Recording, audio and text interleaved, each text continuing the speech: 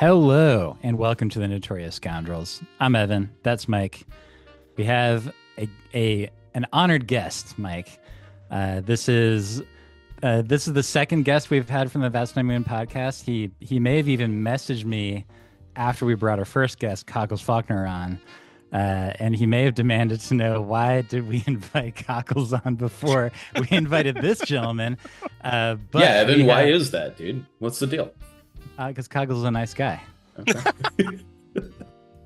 Don't worry, this guy, Olly is also a guy. Olly Dier, welcome, the 2024 World Champion of Legion. How you doing? I'm doing really good. Thank you for the intro, Professor Snipe. Really appreciate it. Yeah, so the reference that's being made is that somebody referred to me as the Timu Professor Snape, and even got the Legion Discord mods to change my name, and I just left it there for a month. Yeah, you might as well own it, right? And I mean, like, what am I going to say? Because like I was on stream, everybody could see the state of my hair. It's now like curling up a little bit, so it's like a little bit less Snape-ish.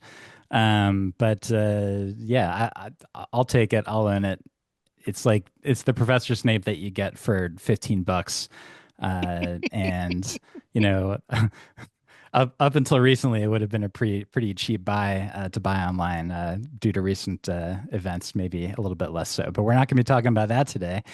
Olly, you're going to be here to talk about the state of Shadow Collective. You did play Shadow Collective at Worlds at Adepticon. I did. And Point of order. Yes. Point of order. Yes, Michael, go ahead. Yes, yeah. I just want to point out that we are talking today about the state of a faction that isn't really a faction. Fair. Okay. All right. Just as long as we get that out of the way up front. Yep. Also, we are going to be covering Ewoks just because when we had Brian on, there's a lot to talk about with regular Rebels. So we decided just to save the Ewok talk for the mercenary episode, is why we're doing it now. And I'll be covering that. I've had a decent amount of recent experience with Ewoks, so be able to talk a little bit about how things are going there.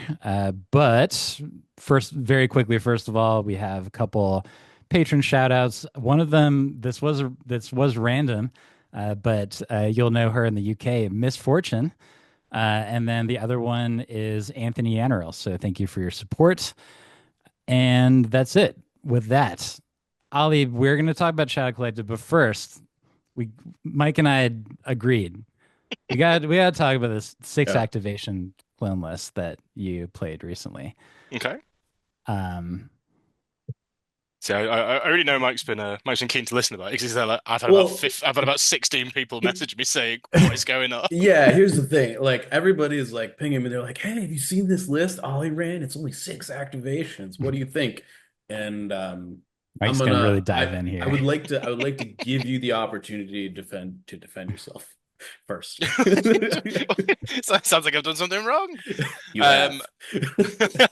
Well, I think I'll put it this way: Are you having a laugh, or do you think you're having a list that's really something? Go ahead, Olly. It's one of the first times that it's probably ever come out of my mouth, but why can't you have both?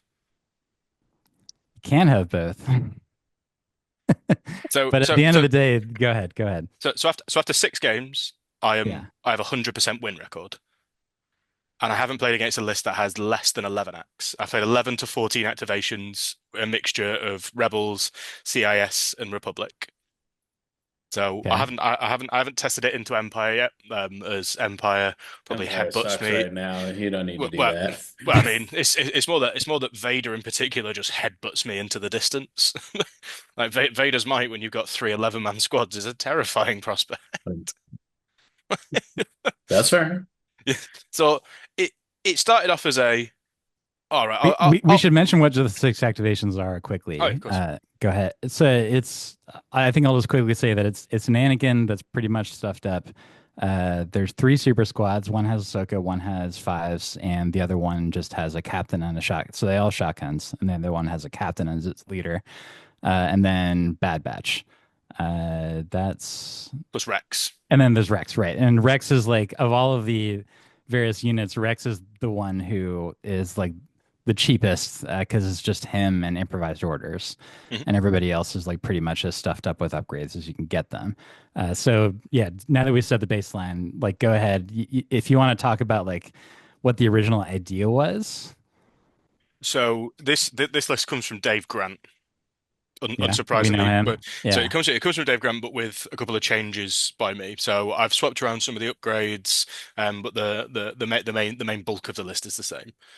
So as you'll know, whenever I play a list competitively, I do it like I'll end up playing sort of like 300 to 500 games with that list. I did like 500 games of Blizzard Force. It was just over 300 games of Fury Road. I just couldn't fathom putting them back on the table again. I was just burnt out from fair. playing them. So Dave went, try this. This will be something interesting. So I took it to the event thinking, "Ah, I'm probably gonna get battered into the ground. So, but let's give it a go."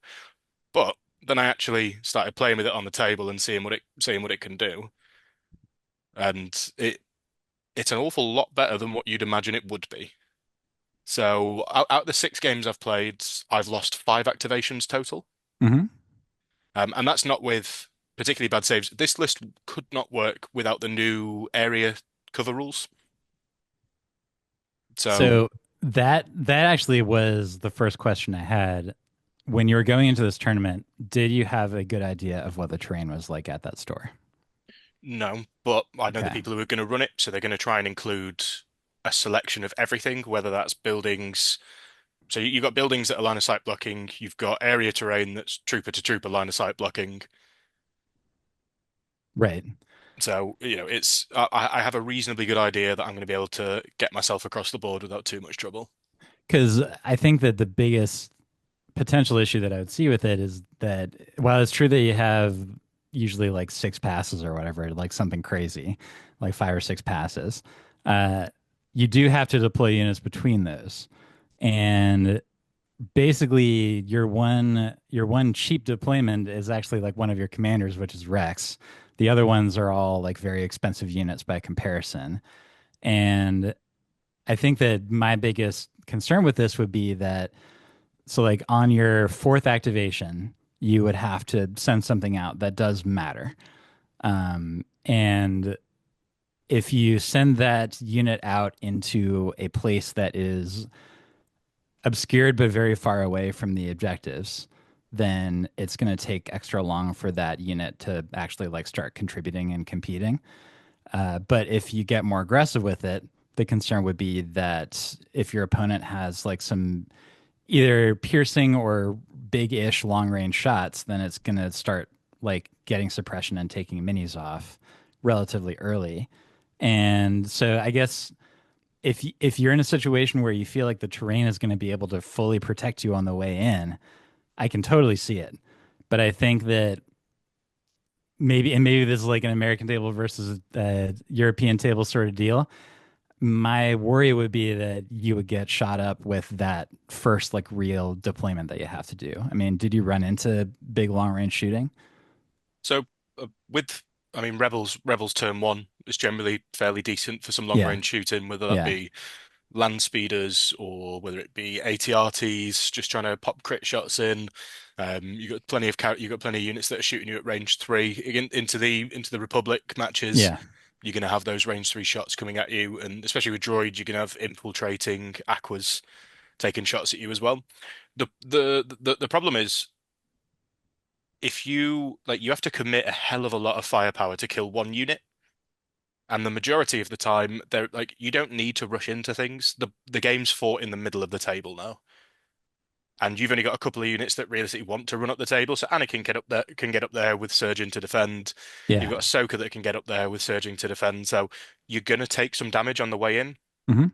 But sure, if you want to sit back and stay at range four and spend two or three turns trying to shoot me, fine.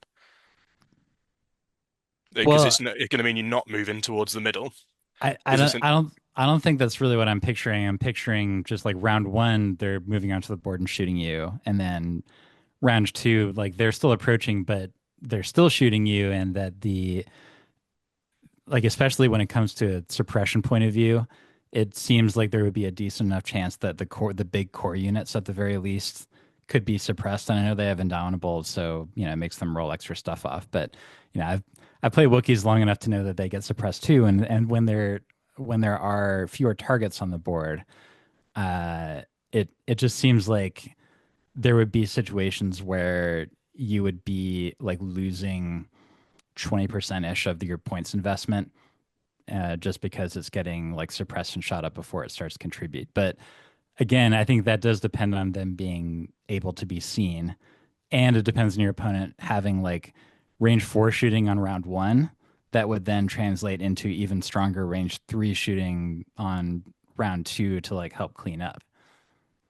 Yeah, so I think it's going to be the same with any list, though, isn't it? So if you know when you put your sleeper cell down Yeah. on the table, if somebody's got a decent enough range for a gun line, your sleeper cell are going to get in and be more or less useless. Whereas The you kind of difference is that sleeper I know they've cell got is more going to be the acts. 12th activation, right? And so it's less likely that they're going to be shot up. It's like, and that's really the core of like what I would be personally worried about if I played this list. Oh yeah, I mean there's risks Yeah. that you're gonna get shot off and that a table can do you out of activations. Yeah. Hasn't happened yet. That's not to say it won't happen. Hmm. Again, so the list is still in its very forming stages to see what it does on the table. So six games hasn't given me enough to give it a this will definitely happen in this situation. This will definitely happen here. Hmm. I haven't fought into EXD yet, but I have fought into Force User Double Aquas. I've fought into the 501st, and then sort of like your common kind of like Op Luke, Sleeper Cells Yeah. stuff that people like to throw out at you these days. So, I mean, maybe it is English tables, and the list is kind of to throw out at WTC. Sure. So we've got a bit more knowledge that we know that WTC tables are going to have the right kind of selection on there. Yeah. Then I think it's the same if you're looking at most sort of like I've seen American tables getting a lot better in the last like 6 to 12 months, especially since like the new edition, more terrain's going down. Yeah. What did you think at Adepticon? Like, did you feel Adepticon, like you got shortchanged at all in terms of terrain? no, not at all. Adepticon had decent line of sight blocking, Hmm. and on every table that I played on, there's stuff that you could have allocated to area terrain Yeah. in the same way that So it's being allocated now. it could have been even So, better if the area terrain rules were around at oh, that point. oh, Yeah. 100%. I think American tables are fine. I uh, I think also having a range one cohere allows me to hide the squads a little bit better. Yeah, that's true. That's true. So, I can go say, you say you've got some area terrain in a building next to each other or within short proximity. Sure, I'm gonna have to leave one or two guys out. Yeah. And I probably will take some there, but it's stuff like Anakin's command cards with his Inspire 2. So you can play that on the turns where you think you're going to take stuff in reverse, but realistically, Bad Batch take off a unit turn one. So let's assume your average activations are 12 at the moment. So Bad Batch will take off an activation turn one, more or less, because we do what we do, and you get onto the table. From that point, pretty much every shot you take with the super squads, the realistic aim is to again take out a unit, regardless of how strong it is. If I need to take out a four-man rebel squad with a super squad for the turn to start bringing the activation count back in my direction. It's why the secondaries are picked the way that they are in the list as well. So stuff like I think for which is it? The kill points one, which I've forgotten the name of. Sweep and clear. The one where you're trying to kill in different regions of the map. Yeah. Yeah, that's So sweep and for clear. Yeah. for instance, that one, you're just trying to push the activation counts Hmm. and swing it back the other way. So across the 6 games that I've played, by the end of turn three, the activations are usually 7-6 in my opponent's favor, or 6-6 if things have gone a little bit better. So the list has the damage output there. And the thing is that you look at Ahsoka squad, if you kill 9 minis out of Ahsoka squad, the attack pool is still 2 red, 2 black, 2 white, It's still it's PS1. really Obi-Wan. good. Yeah, It's it's Sorry, really good. ridiculous. you kill 9 clones and I'm still attacking you with an Obi-Wan. Yeah, exactly. It's really not bad. With Fives' squad, you kill 9 guys. I'm shooting you with 3 black, 2 red PS1. Yeah. And yeah, It's and obviously the squad which tends to not be in the action, tends to hold objectives, takes the most use out of Call Me Captain, not Call Me Captain, Take That Take that Clankers, clickers. Yeah. mhm. is the captain squad, where they are likely going to sit on that middle objective, take an aim, and then take either a range 4 shot if I need to, or just boost the shotgun up to range 3 without having to move. Yeah, and that I did have a question with that. Before I do that, Mike, I feel like you probably have even more questions or thoughts than me, so please go ahead. You honestly rattled off a lot more questions than you implied you were going to ask before we had I this got podcast, to inspired. be frank. Um, I mean, I do think it occurs to me that like sweep and clear is particularly good for this list Hmm. because there's like you have to kill 66% of it in order to actually fulfill that objective, which is actually quite difficult. I think the thing that I think there's no doubt and question in my mind that this list has five of the most powerful activations in the game. I think we can all agree on that, right? As far as like the units that are in it. Yes. I think the concern that I have is that like this is a list where you cannot afford to make a deployment mistake ever. I think looking at this, I'm not sure if you'd agree with that, Ollie. I guess I'm Uh, uh, posing that uh, question uh, to you. 100%. So a few people have said to me, like, is it just a deploy as you want and just press W? And it isn't. Oh, I you know it would look, lose so badly. I know it looks like it on paper, like you just want to like dive up the board as fast as you can and just see what happens. But type like it is a very high intensity timing list. Hmm. Yeah. It's passing in the right points, playing the cards in the correct order, figuring out what your opponent's doing and trying to match your plays against that a couple of turns ahead. So it's definitely a if you deploy wrong, you're just going to lose 100%. Yeah, and I guess to follow up with that, I'd like to ask a question, not about turn one, but about turn two, because I find personally that the end of turn one, and you've kind of suggested this, that like, you clip something with bad batch, like turn one generally ends with whoever's going last or both players trying to leverage their last activation to kill something and like gain an advantage often. Um, Most people I've found kind of give up the passes on turn two because you're kind of like that clash at the end of turn one often decides it's like the trigger finger and then like everything kind of starts escalating from there. Yeah. How often are you actually using your passes at the start of turn two I I to tend to like use postpone things? I tend to use all my passes in turn two. Okay. It's by turn three if I have a pass left at that point that I'm not really using them. Okay. So I'll go with I'll go with a unit that's in the most danger Right. and do what I can into them. At which point I can then start passing depending on what I see on the table. So it is very much if I need to go with something, I'm going to go with something. Sure. And if at that point I've got the options to take out my opponent's units that have got order tokens, then it's just as good as taking a pass. Sure. And that's kind of like the target priority. If it's Bad Batch have gone onto the side of the board and they've shot off a unit and there's nothing much else over there, I don't mind if I'm going to take a couple of shots into them. Sure, I'm going to Mm. take some wounds, but I have to expect that Yeah.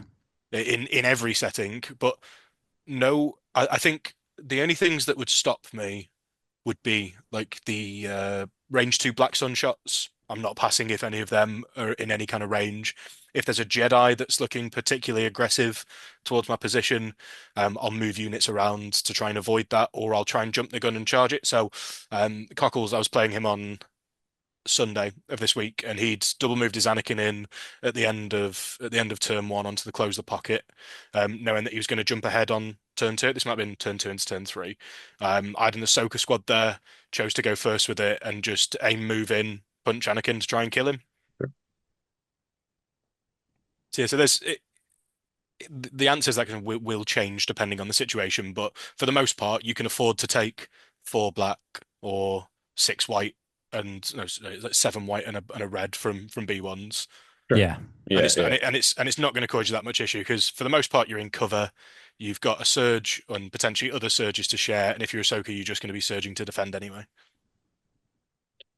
Um, That's that's yeah. fair. I think one of the follow-up questions I have is what are the things that you are feeling the most afraid of when you were playing a list like this? I'm looking at this list and I'm thinking if my opponent showed up with three commandos, I would be frightened. For sure, commandos are frightening. I think commandos are probably one of the only times I'd ever try and charge Bad Batch into melee. I'm looking at this and it's like the commandos could eat like half of one of these squads pretty like probably on average. And like if they get lucky, they could eat most of the squad at range four, I think, if they're able to like actually line up shots on it. Yeah, absolutely. So it's that I think commandos are going to be terrifying. Vader is terrifying. Tack strike, although I don't really see it particularly often anymore, is still something to really consider Mm, because the list needs to work more or less on averages. Mhm. To keep going through. Generally speaking, you'll average out across the course of the game. Some games I'm going to lose because the dice just don't turn up. Other games I'm going to win in situations I shouldn't have because dice really do turn up. But I tend to try and make my plans just based on the averages. So, yeah, commandos are rough. Vader's rough.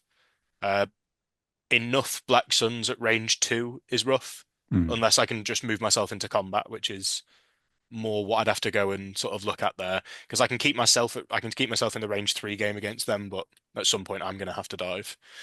But commandos, you just try and run at them with Ahsoka and Anakin and see what happens. Sure, It's sure. like if I die, I die. Fair. So I think the last question that I have, I think that I want to ask about this list is I would like to know what your take is on super squads generally after playing this list and obviously finding success with it. Do you feel, yeah, I'm gonna let you answer that question the way you want to. So at the moment, I think there are two super squads in the game that are worth taking right now, and I think that's B2s and clones, because clones have got access to a better range of squad leaders than anybody else does, and the B2s are just two wounded, red saved, Right, right. and have got a hell of a dice pool. Like a super squad of B1s isn't particularly scary. Trying to think, fleets in the right situation could be, but again, they'll kind of fall apart relatively quickly. I think Ewok super squads They're in Bright Tree Village are they're one. cheaper Yeah, and like they're fewer minis, but they're so cheap that there's more flexibility compared to other cheaper squads. So I think that's yeah, why the Ewok one works. yeah. I think that, but so the fact that you can have fives and Ahsoka Yeah. in the super squads, and then you can have the captain, which is giving you a dodge if it's ordered, and then giving you the ability to dodge crits. So yeah, that was actually my last question about this was about the Captain Super Squad because I when I look at the Ahsoka and the fives one, I totally get it and I see the value. And a big part of that is that both those units have charge on it. The Captain Super Squad is a shooter, and I look at those 56 points, and honestly, like the first thought that I had when I looked at your list is like, first of all, well done, and I really like the concept. But the one, I guess, nitpick I had with it was actually that Captain Super Squad, because I was just thinking, what is the advantage of that compared to having a Captain Shotgun Squad and then just using those 56 points to have another naked clone squad nearby that could contribute more uh, activations? It's another activation and it's another surge token, given the fact that especially that Captain Squad would be very surge hungry, is my guess. So with that squad, so for for getting the extra activation, you lose a wound and an extra black dice. Mhm. That is That's Um, true. accurate. and You the gain a the surge token. so you gain a surge token, but you also lose so you lose the ability of being able to take big shots and not one. So I don't think there's many shots in the game that could one shot any of my units. Sorry, so I'll rephrase that. I think that's a That fair statement. so Yeah, there yeah, isn't much in the game that could one shot any of the super squads. I know the right. characters are touch different. Sure. On top of that, having access to 9 black, 2 red at PS2 when something runs at you. So say you've got an ATR, like say you're playing against rebels and two ATRTs move onto a point. Sure. A It super definitely helps against armor. Yeah, a super squad with Pierce is going to cut through that a lot quicker. And with it being the captain in there in particular, it's on the turns where you issue an order to fives, bounce the order from fives to the captain squad, generating yourself a dodge on that squad. So then you've got the potential to share dodges out to fives. You've still got the surges that are sort of like milling around in that general vicinity, and it Yeah. does still give you the option to dodge crit. So say you're set against some rebel sniper teams, or even a position where, no, not rebel sniper teams, that wouldn't work. Anything that can generate reasonable amounts of crits that isn't high velocity, Hmm. it's still good to have that extra bit of defense there. and it makes people think twice about running in. So, like say a Jin would have no issues in trying to dive across the table against a four-man clone squad and a six-man clone squad to try and hold them Yeah. up for the game. But she would have an issue running into nine black, two red Pierce, even in combat. Okay. Yeah, that's fair. And then I guess the other advantage is that when you do take that clankers, you have a single unit with a lot of dice that is able to shoot a long range. Whereas if the unit was split up into two, you would have to like put that on the unit that has five less black dice on it. So So there's even if you're looking at it from a what's the mission? It's the it's the special forces score you extra points for killing things. I should really bunker know what's. assault. Bunker There assault. we go, bunker assault. It's been a hot day today, so I'm not fully with it. So say you've got bunker assault, you stick fives on one side and you stick the captain squad on the other, and then you can play take that clankers and be shooting good range four shots. Yeah. So say you've got the bad batch that are wanting to move up through the middle to try and go for like one of the like sort of dive off one of the opponent's sides. You can even force large shots through on one flank while Hmm. still defending your own. Because I mean, fives at range four is still pretty good. That's 13 dice at range four with an aim. Right. Right. She's just daft. No, I Yeah, that's it. I'm not saying the list is perfect. It isn't. There's, there are loads of things that are going to just batter it if it's played incorrectly. Sure. But it was more to kind of see, can we have a meta that isn't 14 at lists all the I time? mean, I think somewhere in the middle would be really nice. Just we just limit the game to 10. Nothing else. Yeah. Um, but I do think the list is interesting. I think the last thing that I'd like to point out here is that you've obviously chosen to do some things that most people have not chosen to do at all in the new edition. One of them is that you have put Garrison in your list. Mhm. You want to talk with about that a his little list, I bit? get it for what Because it's worth. because because why wouldn't I want to have a scout one and a half Ahsoka, Sure. Yeah, range that's one and a good because of half on Ahsoka. on the Yeah. table? Because that means Ahsoka's only got range four and a half until she could reach your board edge, You could just and take a lat and she could charge anything on the same you turn you you, one. you can't take a super squad in a lap. Yeah, but you just get rid of the super squad, you know? Oh, we're taking away from the nonsense. I think we're Don't, just don't, we're just don't, don't shotgunning to a different type of nonsense, but yes. don't try to use logic on me. This is a Dave Grant list. They don't work on Yeah. logic. Oh yeah, I can attest to that firsthand. It's like I tried to use logic and I just like walked directly into a wall, nose first, and it hurt. So yeah, I think that there's definitely something there. It is a sort of high risk, high reward, but it does seem like a list that probably feels satisfying to play. And like because you get to kill a lot of models. You're not going to be losing many activations just because they all have super high health, like, except for Rex. Rex seems like the most vulnerable, but I'm guessing you're probably more careful with Rex than everybody else, right? Yeah, Rex is there for his command cards Yeah, and his scouting party, yeah. and then occasional dice generation. The only other stuff he kind of is relatively decent at is if I'm looking to push over one particular side of the board, but I don't want to commit. Like quite often, you'll see like a lone rebel trooper and two rebel troopers chilling Right, on an objective right. that your opponent's like trying really hard to hold. Yeah. Rex is great at just gunslingering into those activations and trying to Yes. trying to trying to He's just really like good at. just trying to clean up on like yeah he's there for clean up and just help. Yeah. Which is it's just funny to think of a Rex list where he's the least valuable mini that you have, but it's, it is what it is, man. Well, cool. Thank you for talking with us a little bit about that. Hopefully, everybody over there in the UK, hopefully y'all don't think that Mike and I are haters, like just Oh, I'm a because we were hater. sort I'm of a hater asking some pointed 100%. question. Yeah, so that's what I was gonna say. Mike is a hater, and he's a self-admitted hater. I try to pretend to not be a hater sometimes, but sometimes it spills over. But uh, I think it's really cool, and I think I'll just reiterate: if you don't feel confident about like your tactics, just generally as a Legion player, don't play this list. No, no, It no, is, do not. yeah, because you will not have a good time. Well, I Uh, think I think that that's like an interesting point to just like flip real quick.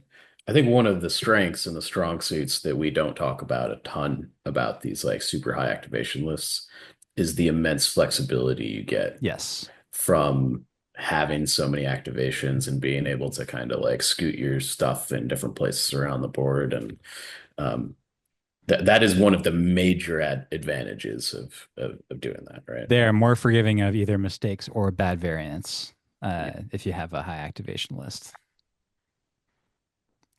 So there's something to that. All right. Well, with that, we're going to move on to talking about the state of the not quite faction Shadow Collective. So Ollie, you took Shadow Collective to Worlds. It was a quad, Mando Super Commando, and then you had Raiding Party Leader was your only commander, right? Yeah, that's right. Yeah. So once Did you do? again, just like the year before. And then what I forget what were your core choices in that list? That was just two Black Suns with shotguns and Vigos.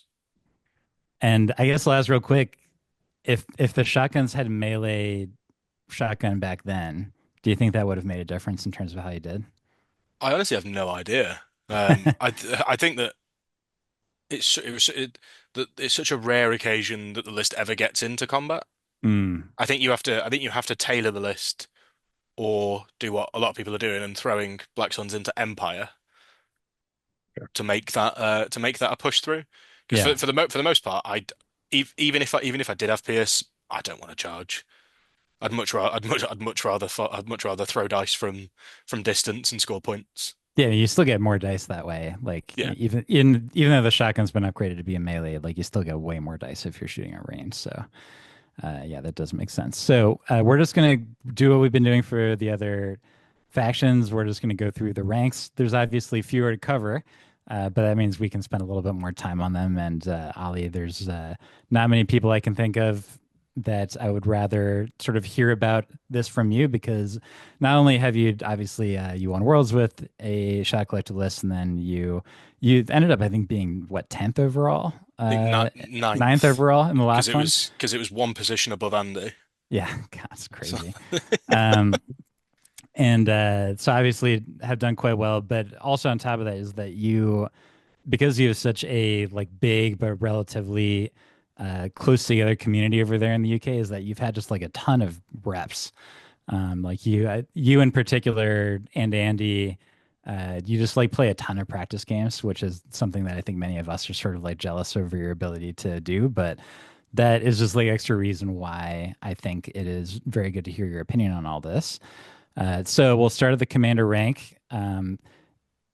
I guess we'll start with like the one unit that is technically a commander uh, who is unique, which is Gar Saxon. And I think that the way I would the way I would phrase things is that you just got ninth at Worlds with a Super Commando based list that did not have Gar Saxon in it, and I just wanted to just ask you: was there a point at which he was there, or did he never quite make the grade for you? And if not, or so, then why? um so I've always run Shadow Collective as a strict no bountyable targets list. Mm, Because even though bounty is less frequent, there are right. often times where you're 12-11 with an opponent or 10-9, and you just need to hold on to that one extra victory point. And if your opponent for some reason has a Din Djarin or a Bosk, I think those are the only two that I've seen recently. Then Callous it's just now. well, yeah, Callus. Yeah. But yeah, it just gives you more reason to go at him. Now there are lists where I do really well with speeder lists, like vehicles, high, fast moving, that kind of stuff. Hmm. Gar is much better suited into a trooper heavy list because that compel is fantastic. Yeah. It's a really really good ability to have in Shadow, especially if you run in pikes and Pikes. commandos. Yes. Because with the Black Suns, you don't really care because you've got Dauntless anyway. Right. Right. So if you've got Pikes and Mandos, he's a fantastic commander for. It's just not my play style. Yeah, and he still feels a little bit expensive for what he does, especially when you consider the fact that if you want the shield on him, that's another 10. And then like if you want his sniper rifle, it's another 15.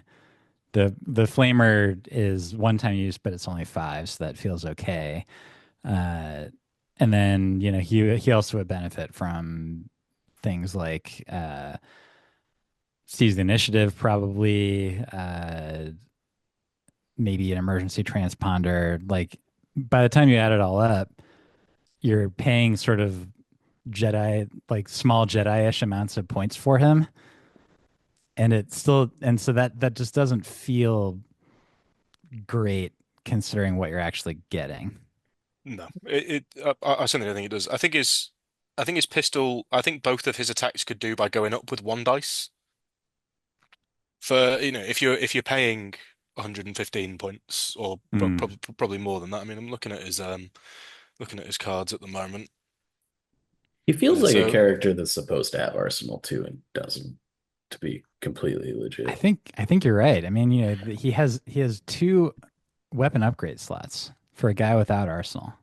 That is It's just weird. it's weird, That's right? weird. Yeah. yeah, but Particularly with like the rifle's actually like pretty expensive as Yeah. far as like weapon like that's 15, isn't man. 15 the same cost as the Darksaber is now?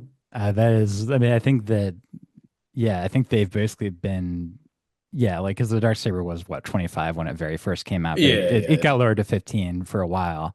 And yeah, one might say that just like how before they were integrated into their cards more, Iden and Cassian, both of their weapons went down in cost, even though both of them were like probably a little bit better than Garsax and Sniper Rifle.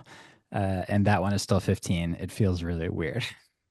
so a few bits I feel like you could add on. I feel like you could make his sniper rifle range 1 to 5. Mm. I feel like you could make his rockets range 1 to 4, well, range 2 to 4, because he's only got range 3 jetpack rockets. Oh yeah, the range 2 to 3. That's so weird. It's the whole package is kind of weird. And the That's other really weird. thing with him Yeah. is that like in order for you to get the value out of his weapons, and I think this is maybe a larger issue just generally, is that in order to get like the value out of the rifle, like you have to play his command cards to get the aim tokens, right?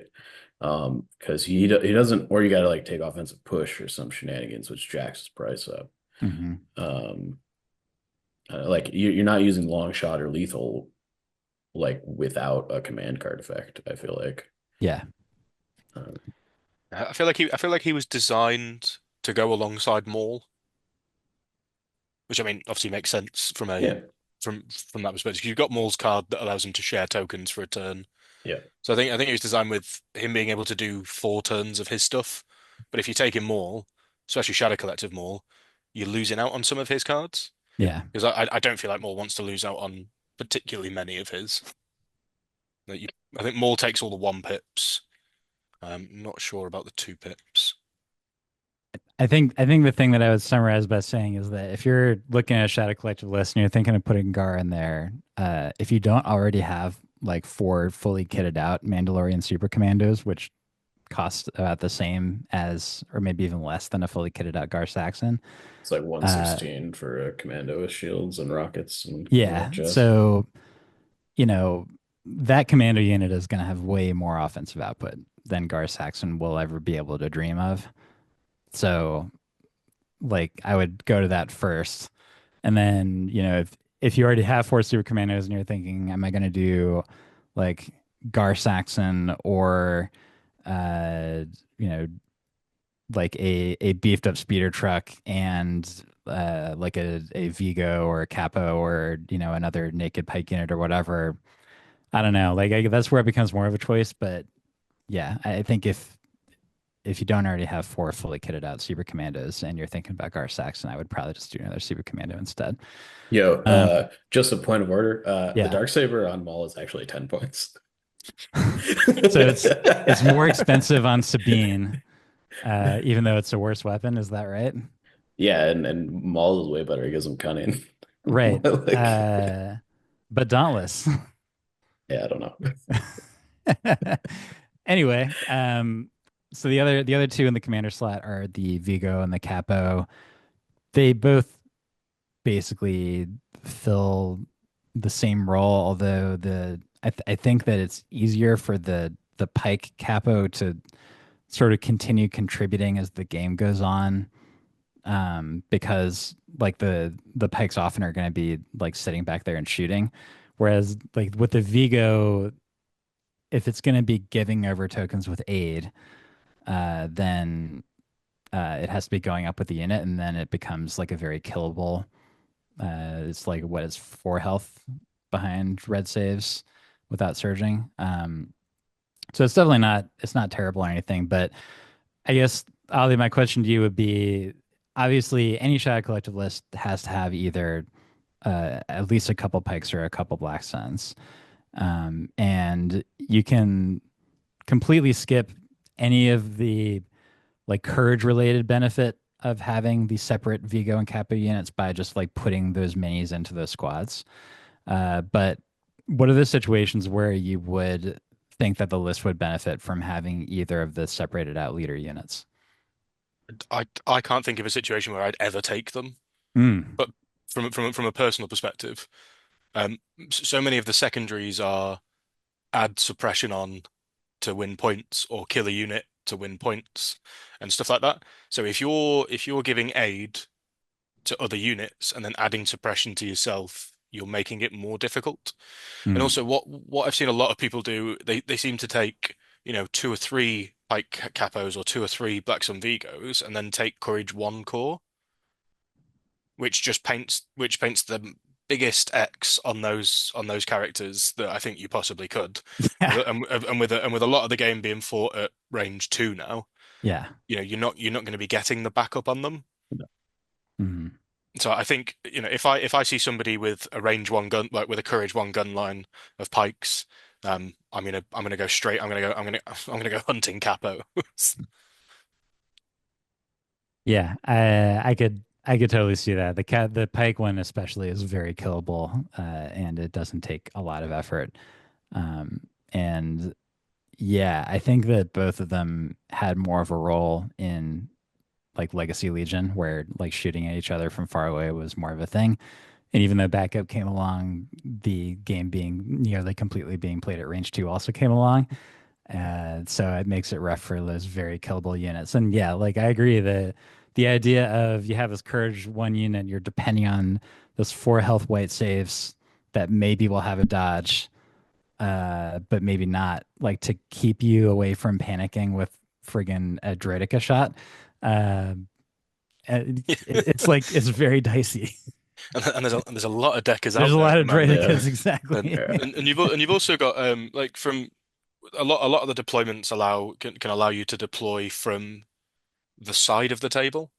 So you've got things like Sleeper Cell being able to like scout to move and potentially shoot, depending on where things are. But they like Sleeper Cell can be in your lines ridiculously quickly. Yeah. Like Bad Batch can do. I think it's like range 5.5-ish with Roughly. a scout Yeah. is Yeah. what is what their range is on turn 1 with we do Hmm. what we do. So 100% I see see capo gone. Yeah. Very, very juicy target. So this is funny. So now we've talked about all three of the units that are strictly listed in the commander slot. And I think that all of us are like fairly soft on all of them. Which puts us in this sort of weird place that Shadow Collective is in, because the two units that I think all of us are probably going to be on the same page on, who are ideal as the commander for Shadow Collective, are either Maul with a dark saber or the raiding party leader hanging out in a bus. I mean, Um, I'd like to amend that statement. Go ahead, Mike. I think Maul's pretty bad at this point. Oh, well, hey, good segue. Let's get to talking about Maul. Obviously, this is uh, the star of the show of Shadow Collective, from at least from a points investment standpoint. He's the one that you can definitely like make the beefiest. You can get him to the 200 point zone if you're putting force push and other stuff. Not aggressive tactics anymore, RIP. Um, but uh, but you can invest quite a bit into him. He has access to 6 command cards, of which all except at last are pretty usable, for him. And I guess the last is another 1 pip for cunning, but doesn't really do much otherwise. And he can really take care of business. He's got Geo It's got all he has a heal. He can get rid of immobilized tokens. There's all sorts of nice stuff. So we'll get to you in a second, Mike. But Ollie, um, I know that even though Maul is out there, you generally have been just like using the raiding party leader instead. What is it about Maul that sort of scares you off a bit? Well, he's 5 wounds for 150 points, and you have to throw more wounds on him to make him worthwhile. So, because you can't play his heal card whilst he's on 5 wounds, otherwise he becomes useless. Yep. Yeah. And the dice pools have shot up in size, so you're only ever really one rough roll away from losing him. It's not like so sure, like deflect's gotten better and you can, taking him at range. So Yeah. many units that would never wanted to have engaged a force user now actually would like to. Like, and like a squad of rebels Hmm. can fight him in combat. They can double move into him, have 2 dodges, and then Maul needs to get 6 to do anything about it. See, yeah, there's upgrades, but then you look at Ahsoka, who is 110 points, Yeah. and feels like she has the ability to do more than Maul. Yes, he's got great command cards, but I honestly think that Maul's real place at the moment is probably in CIS, where you can just take him pretty bare bones, maybe saber throw or a choke, and just run him that way. I don't think, as it stands right now, he's very good in Shadow Collective. Hmm. So, Mike, does that basically summarize how you feel about him? Yeah, I think Maul, I know that we've been like hammering the like you guys change standby, blah blah blah blah blah blah blah, a ton. Maul definitely took a critical um like hit when they changed standbys to be like you can only attack the thing that's triggering it because Maul's whole thing was like I move, I force push something into me, and I stand by, right? And then you wait to Um, spend it until like their very last activation. right. But now that like the only thing that can actually trigger that standby effectively is the thing that you force pushed into you is like it's just so bad. And I think Maul feels like a little bit of like a legacy of like this unit really needs charge now. I don't know. It personally, that's how I feel about it. Um, and I agree, like 5 wounds is just like way not enough on a 150 point unit that If, like needs to not get countercharged by arcs.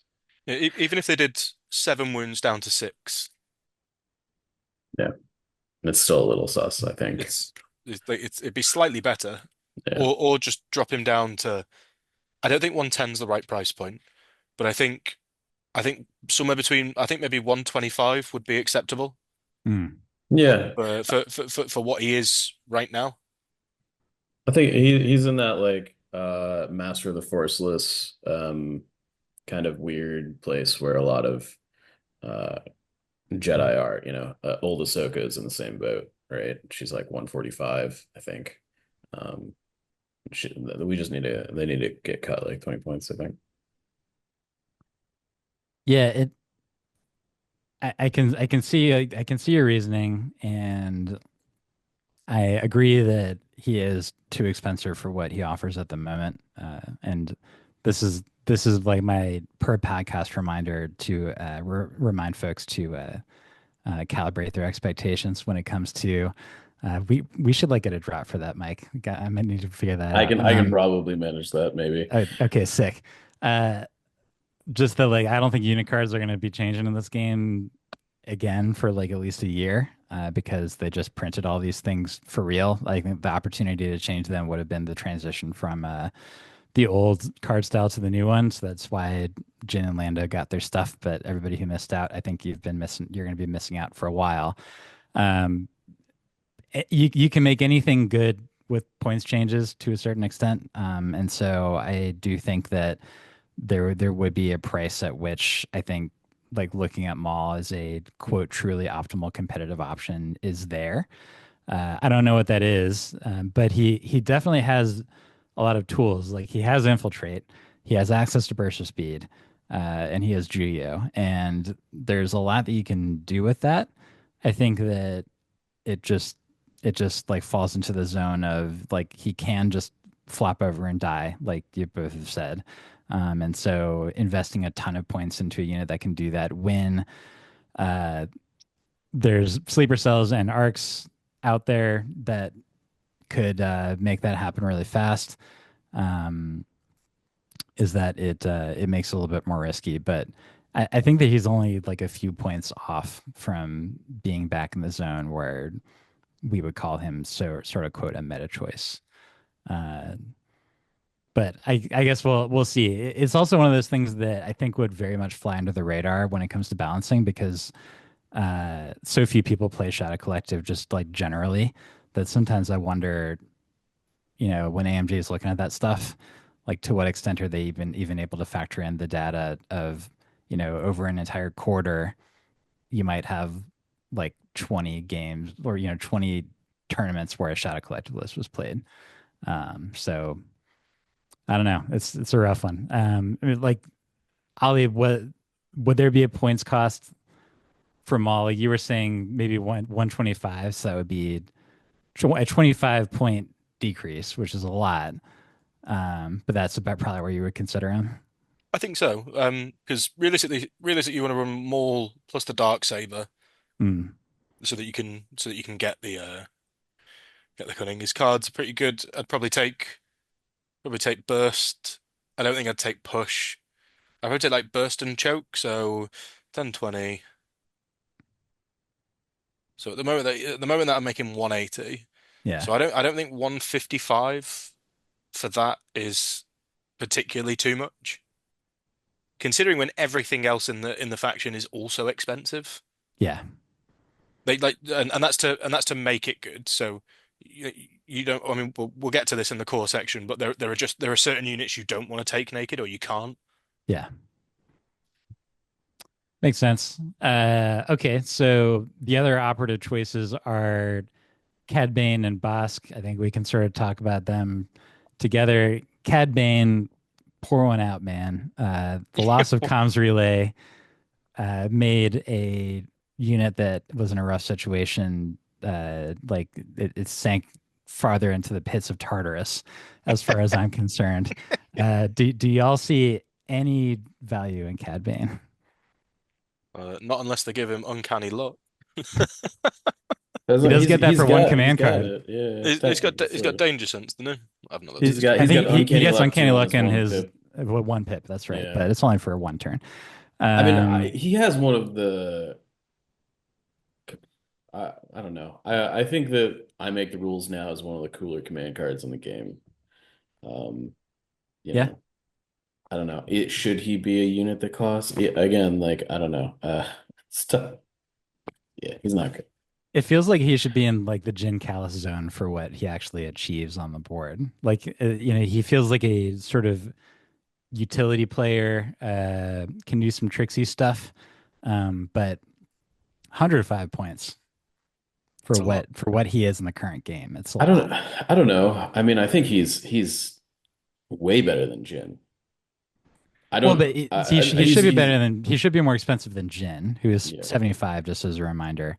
But should he be 105? I Like think I think there's a position where 90 would be. 90. I think I Uh, agree. Yeah. I think that 90 point bounty hunters, excluding Boba, Right. was is And would Dinjarin.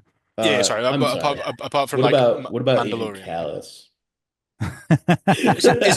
isn't he 90 points? He's He's 70. 70. Is he? He's 70 points, Sally. Like we keep I feel like I literally had to like remind Mike like four times that Callus was 70 points because it didn't compute to him the first time that we covered it on this cast. And it still doesn't really compute to me. And that is it's like one of the best deals in Legion, and Empire needed it to a certain extent. But yeah, he's 70. And he does more than Cad Bane does. That's for sure. I mean, steady counts for a lot. Yeah, yeah. Steady and Um, jump one is a good combo. they're very good. I Yeah. think the fact that you've got independent on a character that like really needs an order generally, um, at least in New Legion, like his defenses, even with two dodge tokens, are pretty questionable in the current. But considering he has to close to range two to do anything. Yeah. So that's Cad Bane, sad times, but Bosk, I could see more of an argument for like pretty much in any list, but in Shadow Collective, he's just like if you want to have a guy who can sit on the back point and just shoot people and bother them all game, then for 105 points, you don't really even need any upgrades.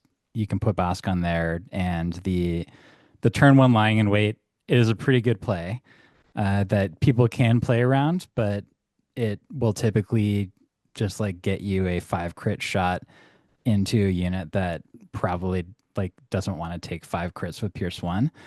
Um, after aside from the lying in wait, you can invest another point in a reptilian rampage, but then you're getting to the point of like you're investing a lot of command card real estate into one guy who's just going to be sort of sitting in the back the whole time. But what are your thoughts on Bosk, Ollie? So I think that you use him as a secondary objective piece, whether that be for sweep and clear. He's really good at bring them to heal Mhm. because double tapping with a suppressive weapon Yeah. can automatically win you 2 victory points. Yep. Same if somebody's running like say they're doing you're doing a surface scan, Hmm. you just panic a token off somebody, Yeah. and sometimes people are gonna they're gonna move their character away from the fight. They're going to put them outside, just on the side, just outside of the deployment zone, and they're going to be committing units forward. So you sort of wait to go towards the end with Bosk. Then you just take the wound to perform the move, double tap. A turn two rampage seems like a pretty strong play to deny them secondary, like because you'll have order control on him. So you all you have to do is wait for their surface scanner to activate, because then they won't be able to rally after that. And then you'd also want to wait until they don't have anybody else nearby who could like go pick it up. But yeah, you just double tap them, and as long as you don't completely blank out in your dice, which you probably won't, then you will get force suppression on them. And for most units, that's going to mean that they're going to toss their token. And then you've just denied them 1 or maybe even 2 points if it's a recon guy. I guess you would have to like have better timing for the recon, but it does seem really useful for that. I agree. Mike, what do you think about Bosk? Bosk has always been solid. I think that he requires you to play him, I think, considerably differently in the new edition. I think more so than most units. And that like if you allow your opponent to get a hold of him, he's just gonna die. Which was like sort of true before, but he could generally like take a shot, maybe regen a little bit, and then like Yeah, walk away. Nowadays it's sort of like he's in like one shot territory. Like I guess unless he doesn't have an order, which I feel like is generally should be rare.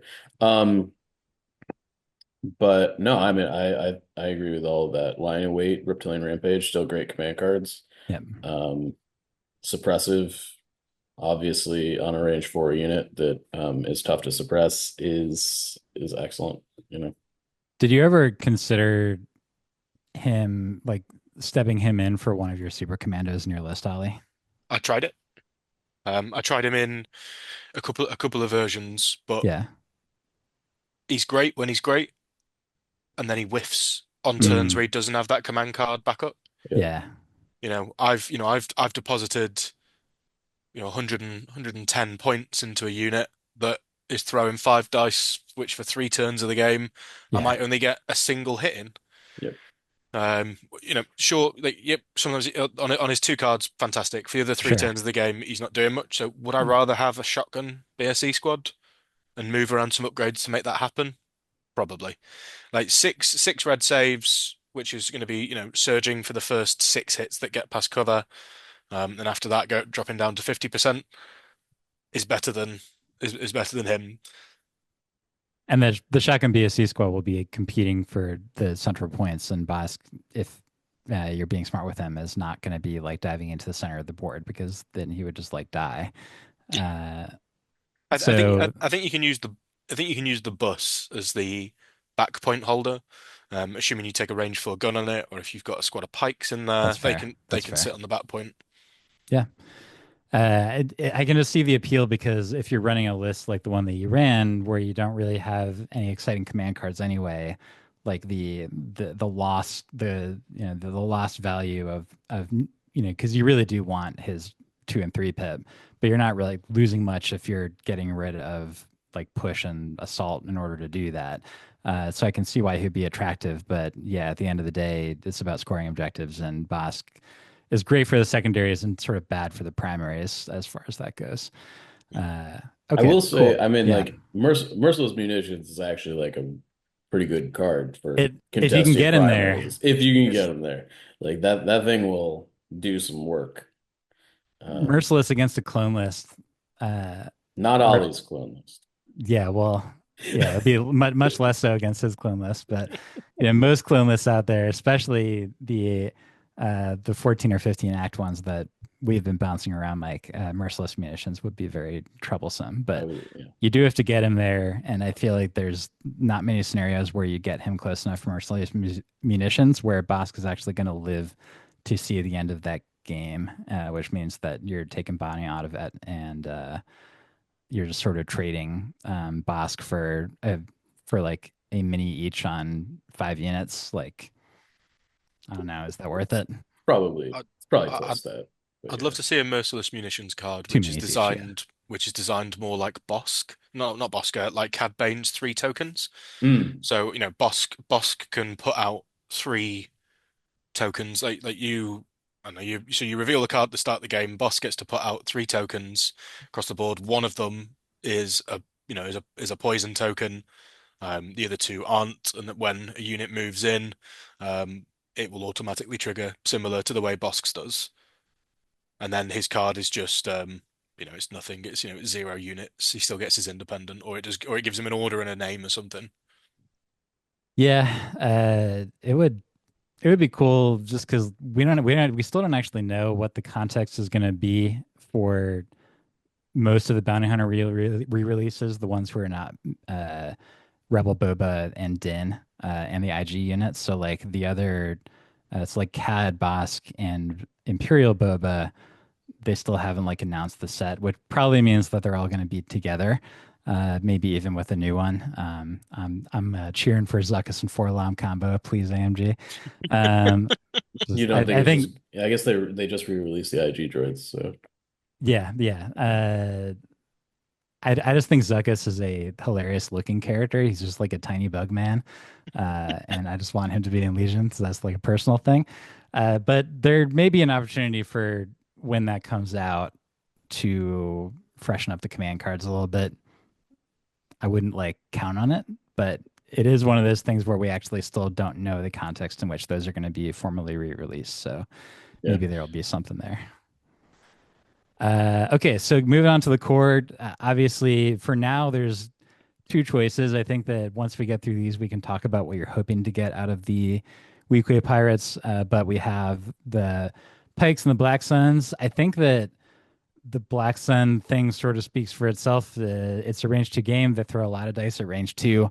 They're still quite efficient for what they do. Please do bring the Vigo for multiple reasons, but please do bring that. I think that the what's maybe a more quote real choice with them, Ollie, is that you have two different heavy weapons, one of which is more dice and no pierce, but also only range 1 for that heavy, and then the other one is the shotgun, which is now does work in melee. I guess they both work in melee now. And I should mention that the mine also does have blast in it, which can be helpful for making the relatively rare range 1 shot in this day and age in this game. But when it comes to the heavies, like where do you usually land for these guys? So if I'm running 2 squads, they'll both be shotguns. If I'm running any Hmm. more squads, then it'll be a mix of magdets and shotguns. Okay. Because I think that you can get the magdet shots off, and now that the area terrain rules have changed to be line of sight blocking trooper to trooper, there are going to be more situations where you can get a magdet into that range 1. Hmm. Yeah, and the magnet's still good, because normally if you're shooting at each other over a POI, like everybody's gonna have cover all the time from that. But the magnet does take that away, and it allows you to just like put a massive amount of dice into them. It's also significantly cheaper, right? It's like Yeah, 10, 16 10 points points versus cheaper. 28, so 12 points. Yeah, geez, it's a lot. So yeah, if you're piling them into multiple units, that makes sense. And uh, the more the more units you have, the less valuable like spending a lot of points in each of those units are for like tempo related reasons. So yeah, like I can see that you have like a couple ones that you would want to activate early generally, which are the shotgun ones, and then the magnets are a little bit more neutral in terms of activation timing. Uh, and then what are your feelings on stims on the Black Suns? I can't remember what the change is the change happened? It There So is no no change. no. the change was a big fake out. It was a typo. So stims are the same as they always have been. All right. Images stims are good, but again, I don't think you can afford it in Shadow Collective. I think because I think you can afford it in like Empire with Black Suns, but yeah, I think CIS 16. also. Oh yes, yes. I think, but for 16 points. Hmm. Well, assuming we're going on the two shotgun squads that I would run, but Yeah. 16 points in CIS feels a hell of a lot more than in no, no sorry, words today. 16 points in Shadow Collective feels a hell of a lot more than it does in Empire or CIS I think that's because right. you don't really have much in the way of activation padding, so you need everything to do what it can. So yeah, like staying alive a bit sounds good, but maybe I'd prefer an extra activation, i.e., like a swoop or another Black Sun. Yeah, and yeah, just to remind folks in case they're sort of questioning whether the investment may be worth it, Trent's runner-up list in at Worlds did have two stemmed up Black Suns in his CIS Dooku Aqua list, so there's definitely something there. Mike, do you have any thoughts on Black Suns before we move on to the other one? Yeah, I mean, they're good. I don't know. Yeah, They're definitely I think the only unit that I think is reliably good as like a mercenary outside Shadow Collective too, I think is something to I point think out. that will usually be right. There may be one exception, but moving on to the pikes, the fish have had their heyday in the past. There was a time where this game was a shoot at each other from across the board sort of game. There was also a time where uh, Padme could share her dodge tokens with the fish, and things got sort of ridiculous. And they also used to be like the unit as a whole was like 15 or 20 points cheaper than it is now. So a lot of stuff has changed. It is still a very good range three pool when you have both the Vigo or the capo and the heavy weapon in there as a shooter. And then there's another use for it that's like a little bit more novel in like today's version of the game, which is to have a capo whip unit, which is actually quite cheap. This is something that I've seen done in France quite a bit actually. Is to just like spam capo whip units and like so when you put those together for context, so yeah, you start with 44. The whip is only 72. 10 as a reminder, and then yeah, so 72. Um, or I think I've even seen like running like three capo like this would be an activation pad version, but like three of the capo units, and then just like running a bunch of 54 point whips, like six of them out there. I think I'm on Um, that team, to be honest. If you're gonna do this, if you're gonna do that, like just like spam them. yeah. But I think that like are we all on the same page? Like is the expensive range three pike unit really worth it these days? Like what do you think, Ollie? I think if you need the impact, then a single unit is probably worthwhile.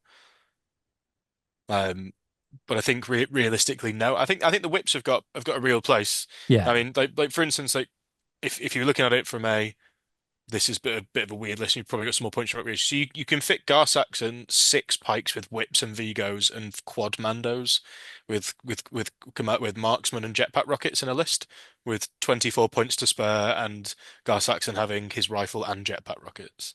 Okay. So stuff like that, which just tries and plays out of what the norm for the faction Yeah. they could do quite well. Like that's a lot of stuff to chew through. Whilst the Mando and it's fast.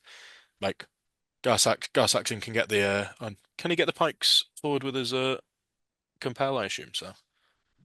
Yeah, I don't think Compel is faction limited or affiliation limited. Yeah, it's more of just like a courage issue, right? Like, Oh yeah, that's right. you know, if you're taking shots, like you're probably also not compelling because you're gonna be panicked.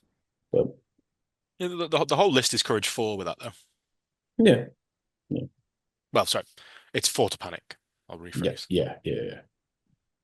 And the thing about those units also is that even though they obviously really shine when you can get them to range one or melee, where and as a reminder, they do throw two white dice each in melee, so it's not nothing. It's obviously super variant, um, but that unit is it's still gonna be shooting 6 black with a surge at range 3, which with the cover change, it's not terrible. And so if you're spamming something like that, it's not going to be great against something like armor, because like all this stuff is just going to keep bouncing off. But against troopers, the damage will get through. The immobilize could be very annoying.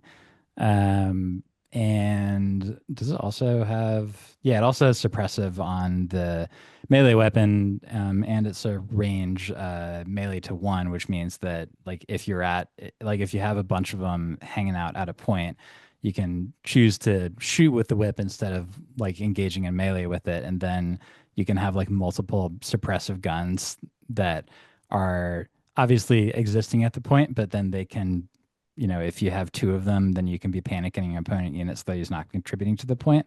And on something like close the pocket, like that could amount to quite a bit. So I do think that there's something there. I think you have to model your whole list around it. And so I wouldn't ever just like toss in a whip pike. But I think that there is something to spamming them. But I think with most Shadow Collective lists, your average one, you're probably just better off going with a couple of Black Suns and putting the Vigo and Shotgun in there and then calling it a day, just because that unit is going to do work. So Special Forces, there is only one choice. You got Super Commandos. They're pretty darn good. They actually got a little bit of a boost with the rules change in that the Gunslinger and the base wrist blasters, the range 2, which is 2 black gun, both had melee added to it. So Ollie, I think that I'd just like get you to expand upon why Super Commandos are good enough that you would actually that you did and successfully spam this unit, which is quite expensive. But it only has 4 wounds. Why does it work? It works because it hits in the range bands. So it hits. So I take the marksman, not the gunslinger. So it means that you hit at range 4, 3, and 2, Yeah. all with reasonably good effects. It's got a Hmm. decent amount of impact in there. You've got like buses with a medic that can heal them back, so they Yeah. can generate more points than they probably should. So I think all round, although yes, they're far too expensive for what they should be. I think you should have inbuilt shields in the squad if they're to remain at the same points. So, just shielded to non-recharge on the Mando squads would make them better. Yeah, I think for what they do, they're decent points. They're fast. The objectives are good. They hit hard with their dice pools, but obviously they do fall over to a strong breeze. Well, it needs to be a strong breeze with a weak defense roll, which obviously can happen. And it can happen very quickly. But I think losing 50% of your squad. So I think losing. I think what I think my squads are about 128 points or something like that. mhm. No, sorry, 106 points. So if 6 hits get through, you lose 53 points. Are you not bringing the shields generally? No, it's because then it's even worse because then you're looking Yeah, at it's 116. yeah, 116, which when you need to run four of them to get the value out of them, Yeah. Yeah, because impact 16 is enough to kill off 2 units turn one. So, well, sorry, 16 red, blast, critical one, impact one each rocket is enough yeah, to Yeah. kill is enough to potentially kill 2 units on the first turn, for sure. which is what they need to be doing. Otherwise, you're kind of struggling. Yeah. Yeah, you need to get ahead attrition wise. Because yeah, like if you're not taking units off the board, then they're gonna take more shots, which means they're taking more wounds, and then they also can get suppressed. And if they get suppressed, like if you ever have one action with them, it's like very, very bad news. That's Yeah, why you Uh, need to take Gar Saxon. fair, fair.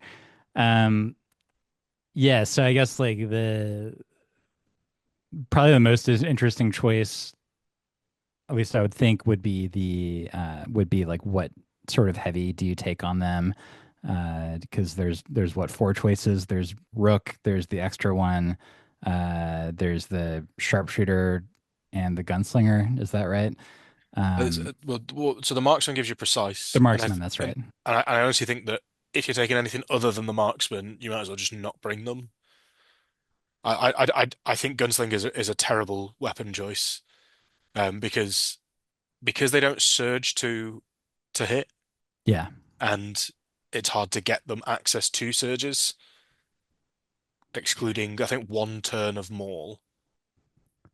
Right. And if you have the aim token, so like yes, on the gunslinger it would give you a Pierce one option, but it's honestly probably gonna be better to be spending that aim token to re-roll three dice.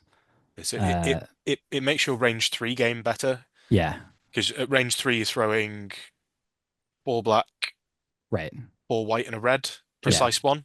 Hmm. With independent aim, and you jump that up again to two aims, yeah. you be rolling up to six dice. So your pools are more consistent. You're better at range.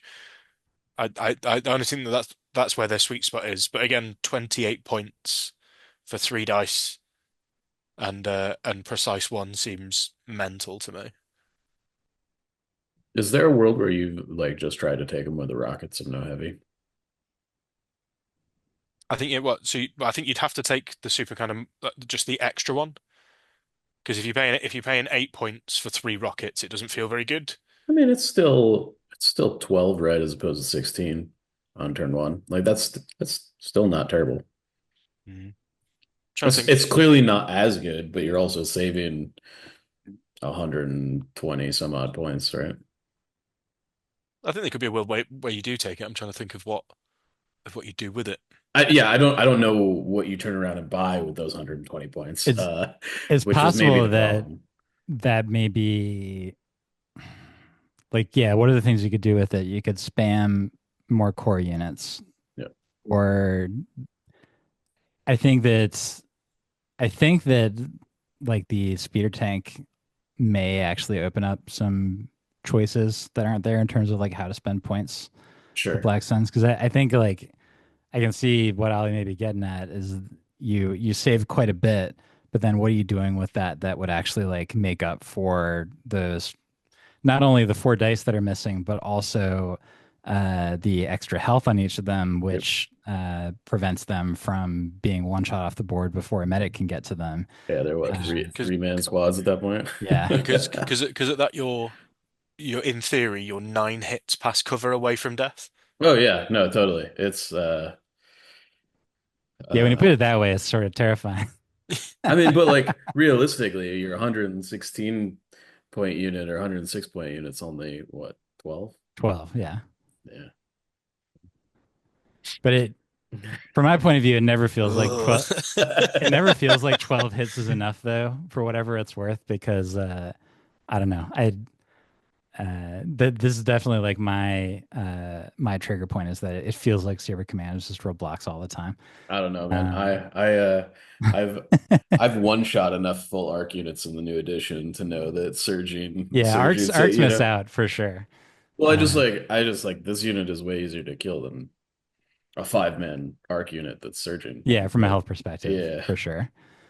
Um, yeah, and then rook cast, obviously, like if you have Maul in there, it's like 35 is a lot, but it is 2 health, so that does in fact like turn it into a 5-person unit, and her like she has her own blaster rifle, which is fine, but she also can use the like it's not sidearm, so she can use the other weapons.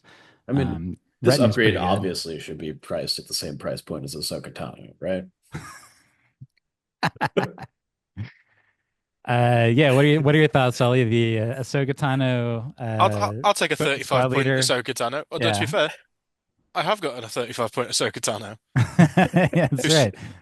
who's just who's just better than Rookcast in every imaginable way. Oh, I'll take my two black, two white. I think Right, the, critical, the the critical dice are one, slightly less Pierce good, Ollie. one, independent dodge, block. It's like they were just Charge. flip. Yeah, yeah, just flicking through the Legion dictionary and just wildly picking a few bits. That's what Ahsoka can have in that squad. Whereas Rookcast is somewhere behind a cupboard. Everyone's forgotten about it. I didn't believe that. Like when I looked at the card and the price, it just like of the Ahsoka upgrade, it just like didn't compute in my brain. It's like how Well, is this 35? she's half the points of Callus. Maybe she should be cheaper. It's almost like there's like a new math I for mean, the brand new cards that have been released. I do think that it is good to aggressively cost upgrades like that. I think that Yeah, makes the game interesting. yeah, yeah. Ahsoka upgrade will definitely be making the game more interesting. And if Rookcast is more aggressively priced in the future, then she too might make things more interesting. Yep. Eight 'Cause- point Rookcast. yeah, 8 points for 2 health and a Mando. It seems okay. Okay, support obviously also only one choice, but it's quite a good one. Uh, like for those who don't know, Swoops featured super heavily in your world's winning list, and then I think you ran two in the most recent one to make some room for your very expensive super commandos. Um, like to me, the best part about swoops is that they exemplify the word independent. They can just like do their own thing. They don't depend on like the only like synergy that you have. There's 2 points of synergy with the rest of the list, I guess. Like one, if you have raiding party leader, then obviously you're buffing them by giving them some intimidate, and then two, the other synergy is like having copies of improvised orders in your list so that you can try to have like a little bit of activation control with them.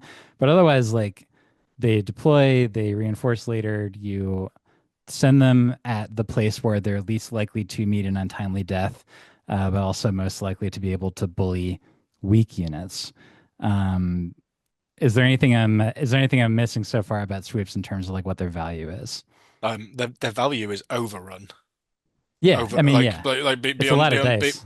beyond say a full health sweep unit is 10 dice.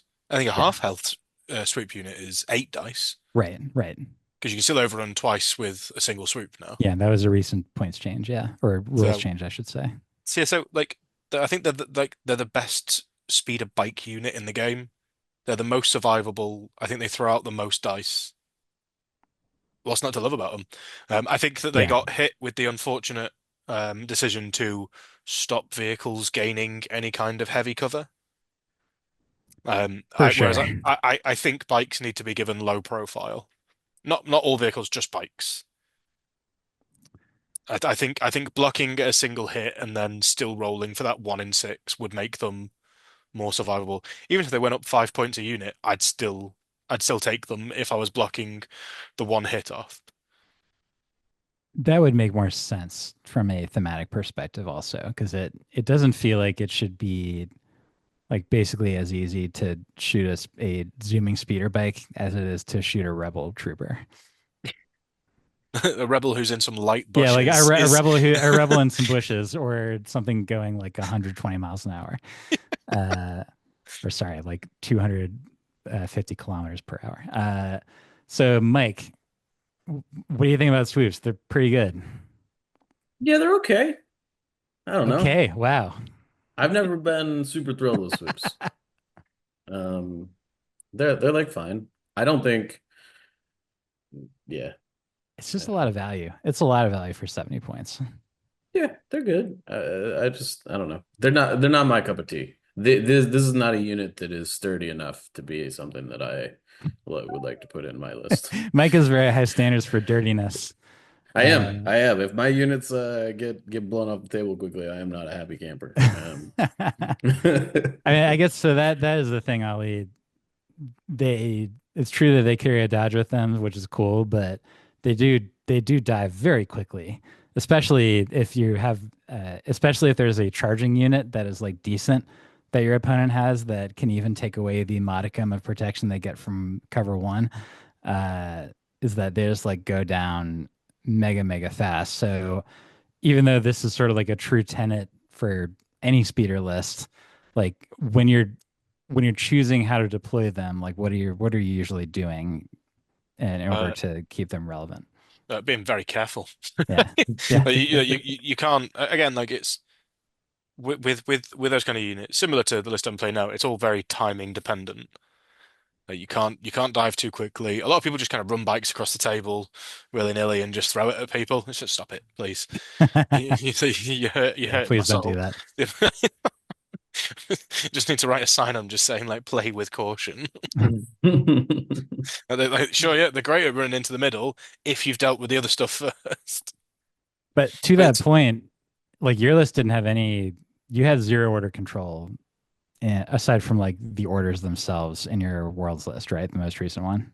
oh yeah, I'm in my Hunger Games era, mate. So May the odds be ever in my favor. so yeah, like if you did draw a swoop like with your first draw, like you would basically just be trying to completely hide it at that point, right? Oh, 100%. Yeah. Yeah, but absolutely. And most of the time you can do that turn one, and then by turn two, people aren't really shooting you swoops. They're trying to shoot the two Yeah, shotgun Black the things Suns that that are are competing, yeah. range four up the ball. Exactly.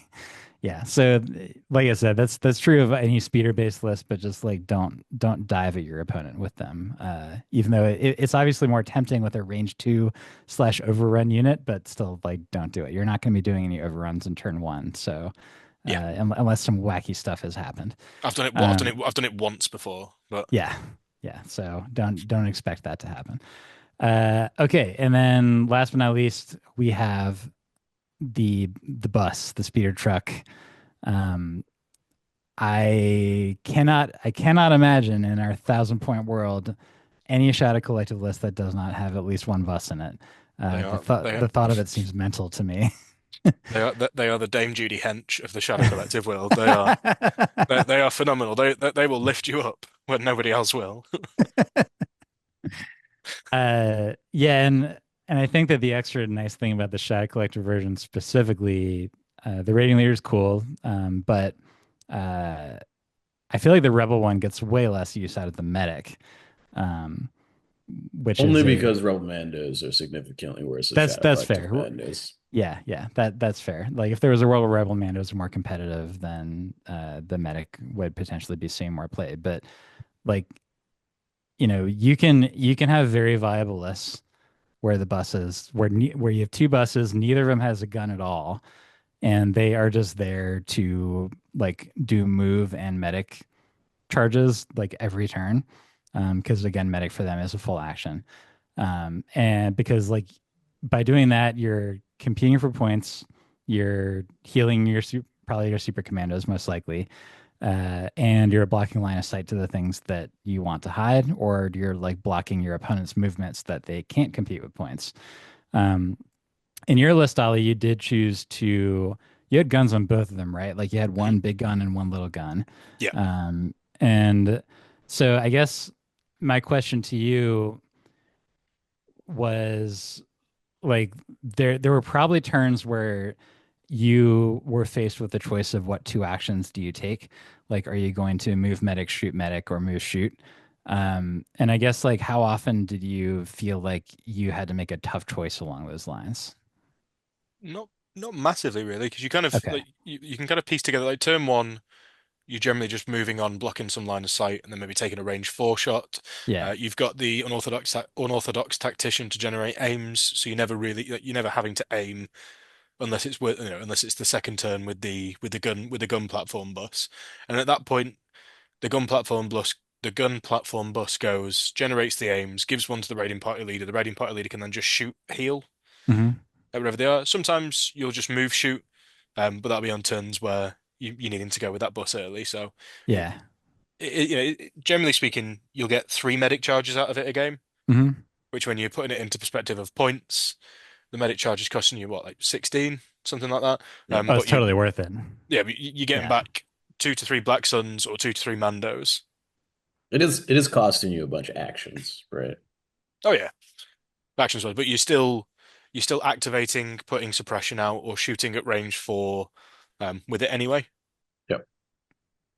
Yeah. And the guns are not that expensive, to be honest with you. It's like even I think when it first came out, the 6 dice gun was what, like 30 points or something. But at Yeah. some point they knocked it down to 20, and it's it's very much it's a roulette wheel, right? Because like you're not gonna have any surges. You might have an aim from tactician, but like those 6 dice can be mega disappointing. But with the impact too, it means that if you're shooting at armor, if you only get 2 hits out of the 6, then you're actually like still feeling pretty good about getting some value out of the shot. Against troopers, less so. I think the gun bus is worthwhile only if you're taking the frenzied gunner, so you're at 7 dice. Ah, You've yes, got that's right. That's so right. so so your frenzied gunner, you're at 7 dice. Hmm. You've then got you give it an order, it gets an aim, it activates, it gets an aim, and you can aim and shoot as well. Yeah, So on the turns where you're looking to double tap, I mean, I double tapped Trent Dooku, first action turn 2, and killed his Dooku. Yeah. that's nuts. That's really But, nuts. it can do silly stuff. This Yeah. 14 dice with multiple aims in anything is really good. And so yeah, Uh, we hadn't mentioned that yet. Is that you also did have astromechs on these? And did you have gonks on them? So Gonk on the raiding party leader and Right. Astromechs on the gun bus. Pour one out for gonk. Uh, Oh, my Sacrifice my my, along my with beautiful boy. thank God. I I will don't think say it's Gonk I was don't annoying as hell That was the for only thing I opponents. was like super happy about. I was like, I don't ever have to see a gong droid on the table again. but I don't think it's Thank. unreasonable for vehicles to have miniature shields. You look at the whatever they were in the Boba Fett series, that thing's got shields. Sure, What? sure. It was just the We try not to the talk about the Boba Fett series around here, Ali. the AA5 is already like a pain in the butt to like put in the ground, you know. Give it some shields that like regenerate, and it's just like, oh God. Being able to like the weird part to me was always like, it was the only it now doesn't exist anymore, but it was the only situation in the game as far as I'm aware where you had shields on top of armor. Um and so it would be this stupid thing to be like, I'll let the hits go through and then I'll use this shield to cancel this crit. It just seemed dumb, right? Like that's not how shields work, bro. It's not how the Force works. That's right. What, So what, yeah, what what you're from a not accounting for is just some absolutely mental Mon Calamari engineer that's in there trying his best to make it work. yeah, they have 2 squid guys that are like moving panels around the entire time. They're put their shields over here. Um, yeah, well, Mike and I agree. We're sort of glad that the Gonk is gone. Sorry to tell you, Ali. That's fine. I'll allow it just this once. Thanks. I guess like I am curious though, because there's not like a ton that changed with your list. Like the fact that the Gonk doesn't exist was maybe the only thing that changed. And then I guess your Mandos will be a little bit better in melee than they were before. Um, but uh, I know that like you're playing other stuff because I totally understand that you've been doing Shadow Collective for like uh 2.5 years at this point, and at a certain point you like want to move on. But do you think that there's been anything that's like changed about the viability of the vehicle heavy list? Yeah. I don't think anything's particularly changed. I just don't think Shadow Collective is in the position to win like it used to. So for me, I can play speeder lists until I'm blue in the face.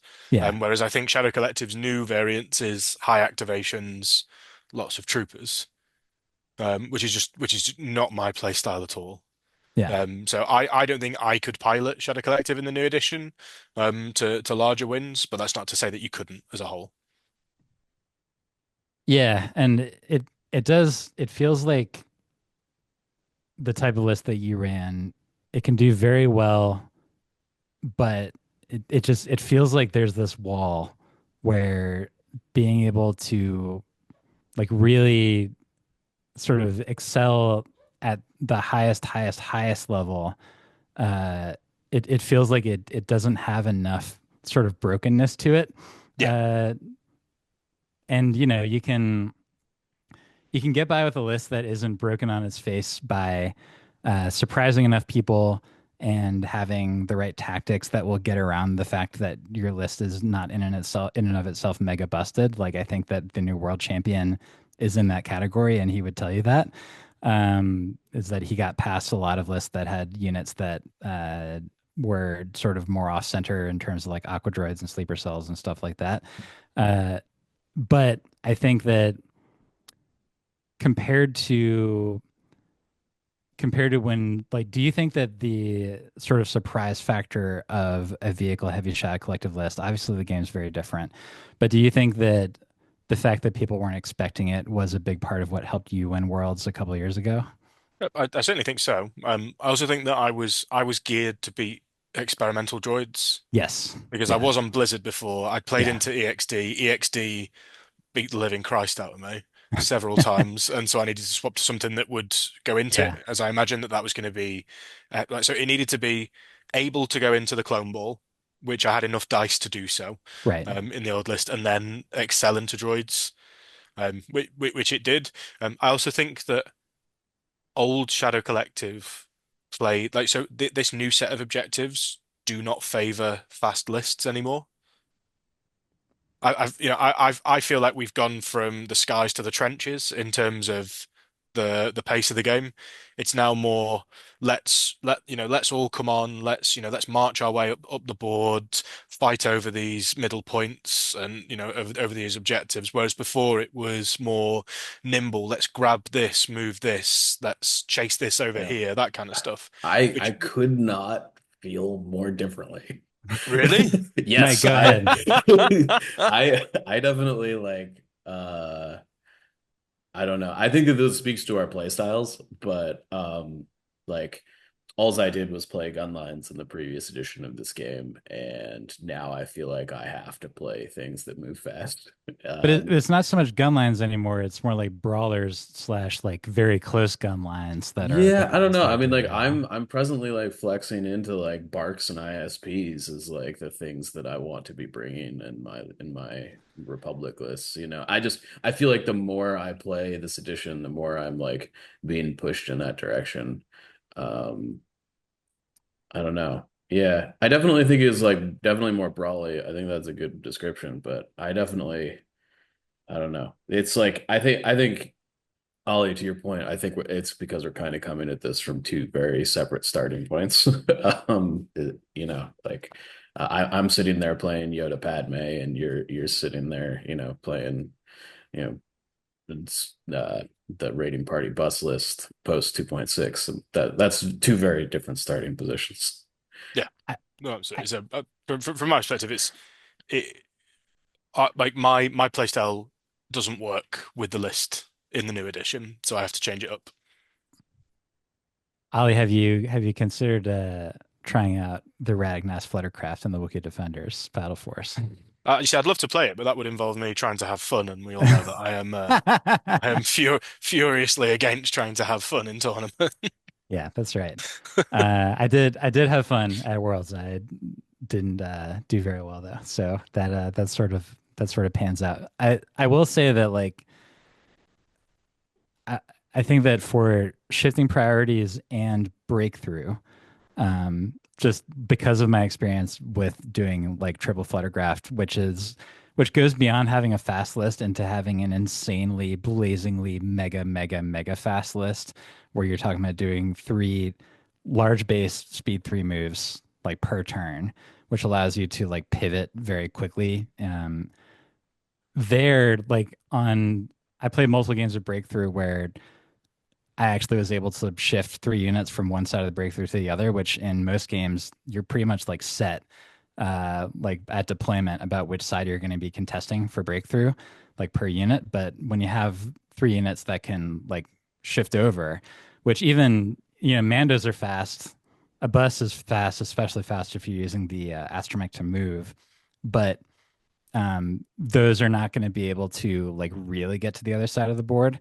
Um, Whereas like the Fluttergraph, the T-47, the Naked Bark, weirdly enough, which is a medium base speed three speeder, I think those can actually do it. But the sort of like normal fast units, it gives you like some extra wiggle room in terms of being able to like shift between points that are already close to each other, but you can't like go to the complete other side of the board with those. So uh, basically, I'm just trying to say I think you're both right, and that's okay. Uh, um, but yeah, I guess to tie it all up, Shadow Collective, there's definitely still some play. Um, and like, would we summarize by saying that the vehicle heavy list or pike spam are basically the two ways that I would think about playing Shadow Collective? Like, is there anything more than that? I think that the trooper spam is the way to play it now. Yeah. Okay, so either pikes or black suns. Yeah. I Uh, and I think so I put together like a bunch of Shadow Collective lists like while we were talking today. And every time I did, I was like, man, I just wish self-preservation was like not a thing. It's such a problem with how spread out everything is now. Like you like either have to put the capos and the Vigos like in the squads, or you got to take a bunch of crappy units to make the list that list work properly. which means you're probably putting them in squats. Right. Those. Yeah, yeah, Yeah. 100%, which means your stuff's just like so much more expensive, you know? Yeah. Yeah. Otherwise it's like super easy to panic these units. It's like it's actually insane. Yeah. Um, I don't know. I just wanted to shout that out because I just kept on building this and I was like, God, man, this 14 activation Shadow Collective list looks kind of good, but sure wish that they all were didn't panic on Yeah. two, you know? That is a problem. Like So speaking of panicking very easily, I am gonna be talking a little bit about Ewoks. We're not gonna go rank by rank here, but since we didn't get to cover it with Brian, just wanted to at least mention them. And when we're talking about sort of state of the faction type stuff, they are technically a rebel battle force, but they're mostly mercenaries. So that's why I'm sort of like piling them into the same discussion. I I mean, basically to be think, clear, they're as yeah. much of a faction as Shadow Collective is. I want to be very clear about that. I mean, you're so what they have let's see, one, two, three, four, five, six. They have 6 units that cannot be taken outside of the battle force. Mhm. Which I Uh, actually think is way more than that's Shadow actually more than Collective. check. Wow, did we just realize something here? So yeah, because Shadow Collective just has they have Garsax and Maul and Super Commandos and that's it. Wow. Yeah, I mean, like So my you mind is getting Ewoks are blown like right now. way more of a Ewoks faction is more than of a faction than Shadow Collective. just so we're Uh, clear. well, let's shut the podcast down because it's like I started with an incorrect conclusion. But yeah, but weirdly enough, there may be fewer ways to build Ewoks than there are for Shadow Collective because like while there might be two for Shadow Collective, like I kind of think that the structure of the Ewok Battle Force and the fact that it's a 1,000 point game, sort of just like tells you what you have to do. You're gonna have either four or all five of the commanders. You're gonna have Chewie in the ATST. You're and then you're gonna have three slingers, because Rebel Commandos No. And then you're like, I feel like the main choices actually come into whether are you going to just like pour all of your points into like Ewok skirmishers for your core and to like put a bunch of axes on them and sort of like max out the utility of the combination of scouting party and call to arms and forest dwellers to like make them very, very aggro and in your face. Or the strategy that I literally stole this from France, by the way, so I just need to like put this out there. That I stole from one of Antoine's lists was to basically just leave. You have four skirmishers, but leave them naked, and that they exist to be units and to like get in the way and to be a lot of health. And then you have two rebel troopers in there because they're also cheap, but they actually can survive a little bit better than Ewoks. And when your order, when you're like your order situation is what it is, you can focus on activating the rebel troopers early to get their dodge tokens in there, and then they just last longer. You can also give them their 13 point heavy to like give them a decent range two shot at the very least. And then like you have some tricks with the commanders, but most of all, you have a 15 act list that does have a few opportunities to do like pretty decent damage, especially with the Slinger Super Squads and Chewie. Especially the Brains and Brawn turn can be a pretty big one with Leia. But mostly you just like kind of exist and you annoy, and then like there's more of your guys on the point than your opponent's guys are on the point, and that is a way to win. Is it mega competitive now? Like I think that when it's played correctly, it could be like close to top tier. Um, I think that there's a couple of things that it sort of make that rough. Is that one, it's a very difficult list to play. It takes reps and it takes like a lot of knowledge of the game state, and it's also very mentally taxing because it's 15 acts, but also there's a billion different independents. There's like you have to figure out the beautiful friendship situation in terms of your like order strategy, uh, and then also the exemplar strategy from Leia. You have to position Logray and C-3PO in exactly the right places so that they can contribute. Wicked is easy. You just kind of send him at whatever unit you want him to sort of like brawl with for the entire game, and then he'll just like kind of live forever there. It feels like, but it's and then on top of all that, it's a very expensive list, like in terms of real world money, and it is a lot of effort to paint, build and paint 70 miniatures, which is what my 15 act Ewok list amounted to, and that's with five heroes and a big vehicle. It was still 70 miniatures. So it's a lot of wounds with crappy saves. Um, and I think the last thing I would say would be that if you're a newer player, you don't have an Ewok army yet, but you're thinking about doing it, like please, for God's sake, wait for the new box to come out in January so that you'll get a Super Squad's worth of Ewoks out with every purchase that you make, because like when you're trying to build it out now and only six Ewoks come out in every box, you end up spending just like way more money than you would want to in order to like make it happen. But Ollie, I'm curious, are there any intrepid Ewok players over there in the UK? Well, I mean, we've got Andreas Killy, Hmm. who more looks like an Ewok than plays them. But yeah, outside of that, we don't really see it on the tables particularly much.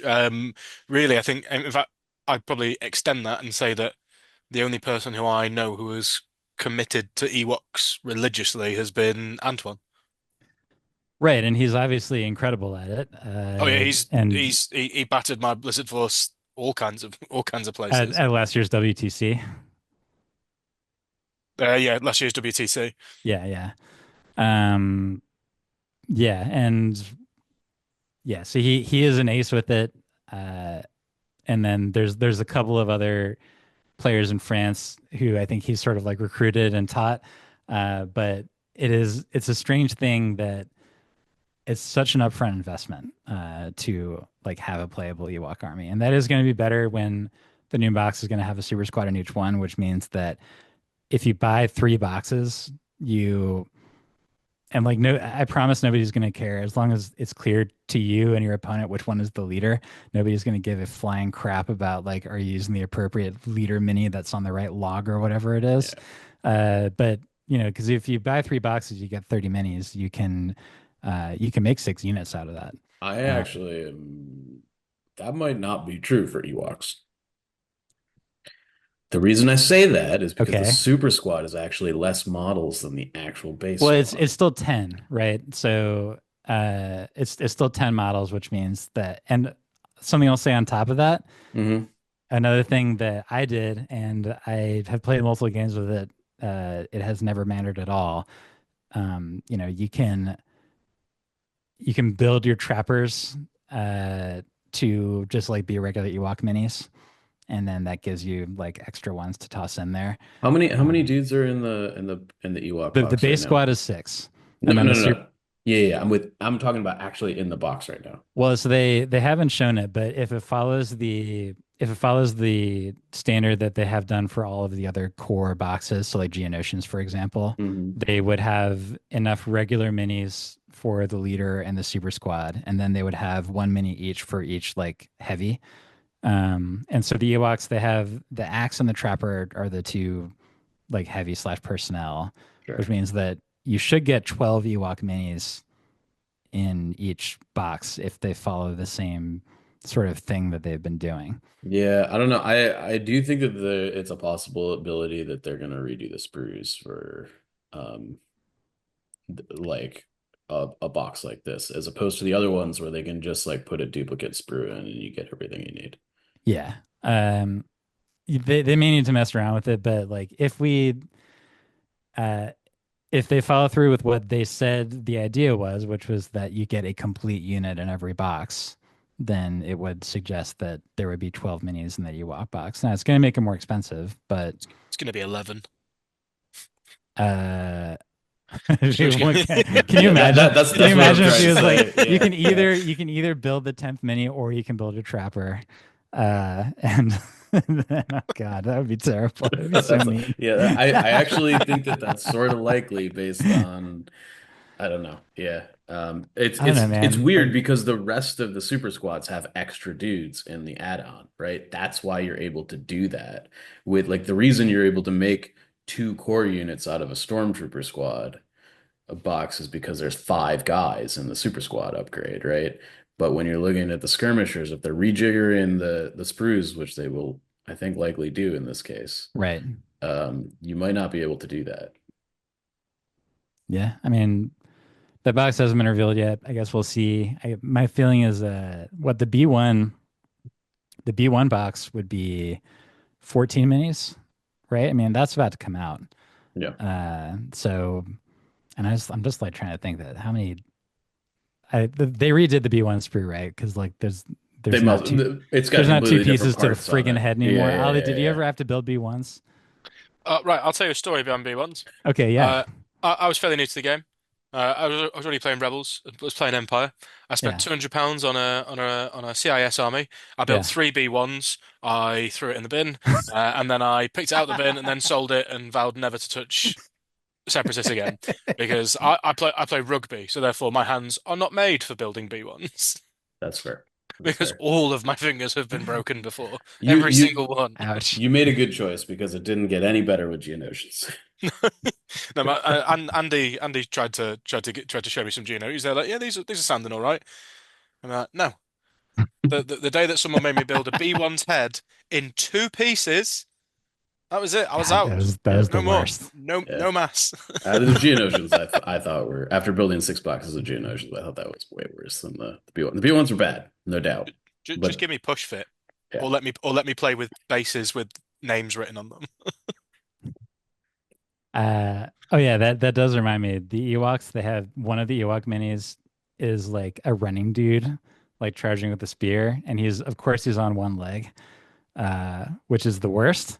So get yourself some putty, just like do yourself a favor and have like either some like a thick jelly sticker or a putty to actually like give them a functional second leg because otherwise it just You can falls also through. pin them.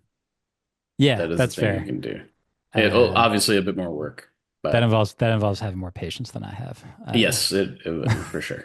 I get that. Yeah, like the when I was like starting out hobbying and I saw like the pins and the drills, Mhm. I was like, I'm not doing that, man.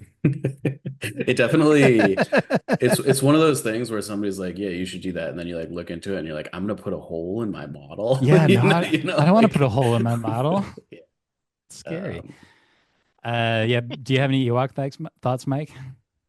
no, I mean, Ewoks are great. It's just like it's a huge barrier financially Yeah. to get into it. I think is the main problem. I'm gonna air quotes that. This is an expensive hobby generally. Like it is sort of is what it is.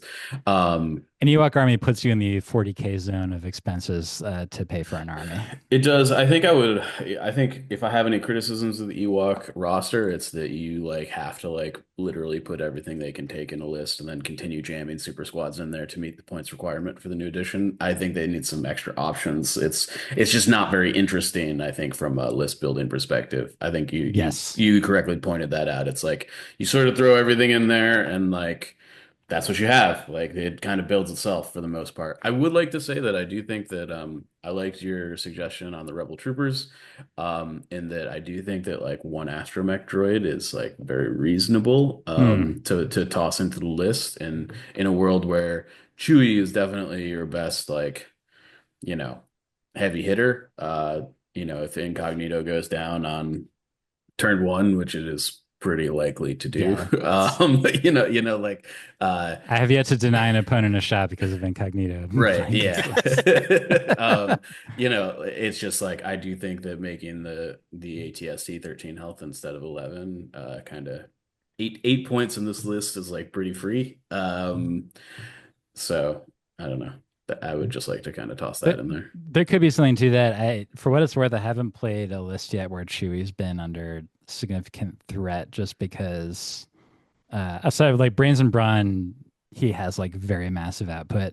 After Yep. that, usually I feel like my opponents are like, I could spend time shooting at this ATST, which is one activation, and I'd have to sort of concentrate on it. But then there's like 14 other activations, and then like you're in trouble because it is like aside from certain six act clone lists, is activations do matter quite a bit in this game. But Do yeah, you like do you think you would? The rule probably would never work, but would you pay an extra, I don't know, 70 points, 60 or 70 points in an Ewok list if when the ATST got to a certain wound threshold, Chewie could get out? um As like as like just like a weird design space. Well, right. I mean, it sort of raises questions about like what is the situation really going to be when it comes to like Grievous on the wheel bike and Han and Luke on the Tauntauns, because one of the few things I know about the Middle Earth game is that you can get off your horse, You so can like you also knock. you can also shoot the horse out from under Right, yeah, them. it can be knocked Yeah. off your horse. Which is like Eh, a real strategy in like denying those because like those heroes get way better when they're mounted. They get like cavalry bonuses and stuff like that. So yeah, like yeah, like makes you sense. definitely your opponent will try and like shoot your mount out from under you. But yeah, to answer your question, like I think the game is generally just like so short.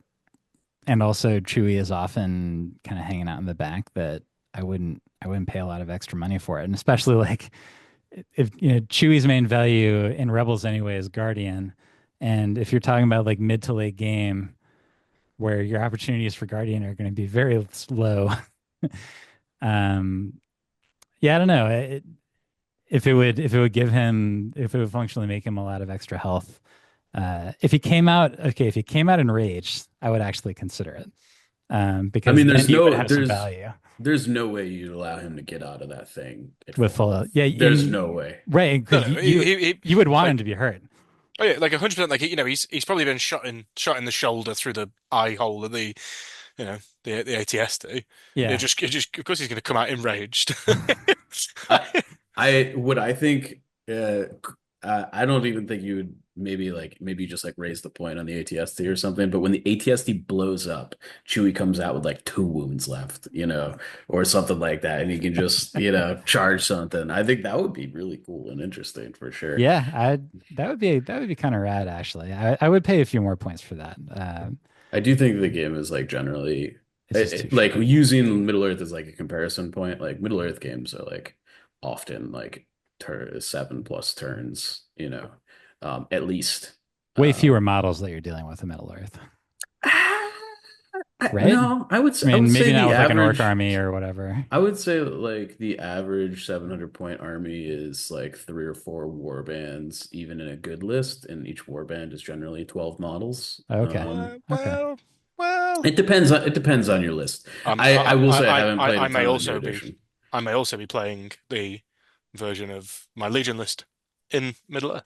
Oh, what is that? I'm playing Radagast Alliance, so it's just Ah, Radagast chilling on an eagle with you're multiple you're other playing eagles. the super busted Eagles No, then. well, no. So the Super Busted Eagles list is just eagles. It's like Okay, Here and okay, all right, eagles. all right. I'm taking the weird mushroom eating wizard dude. I will say, I've found it immensely refreshing to come back to Legion after playing a bunch of Middle Earth, that we are not up like a straight Battle Force game. I can't believe they did that to the Middle Earth rules. They just like took them and like I've heard of many balance issues with Middle Earth. But it it's weird. used to be The, amazing. the guy who writes the book, you can find him playing at tournaments in the UK. Oh, J.R.R. Tolkien? He's playing? No. Although to be fair, I actually I went to high school with J.R. Tolkien's great grandson. Cool. Is it still Adam Troke writing the rules, or is it somebody else? I'm not too sure. Okay. Yeah, I don't know. I definitely, yeah. Anyways, I found it very refreshing to come back from Legion after playing the new Middle Earth edition.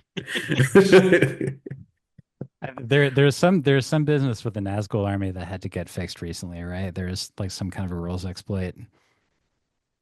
Uh, that's fine. We're not in Middle Earth It's okay. It's battle. just like the only thing you can do in Middle Earth is play a Battle Force now. The the one thing I would encourage people to do would be to like ask somebody who knows about it about the way that Tom Bombadil used to be, because it is one of the most hilarious like rules exploits that I've ever heard of in any minis game ever. You can't kill Uh, him. which was He just was that, like invulnerable, as all was of the Goldberry. heroes were hanging out in the Tom Bombadil shield bubble and just like sort of scooting across the board. And like when I heard about this from somebody who had played the game, I was like, that sounds hilarious and awful if you were on the other side of it.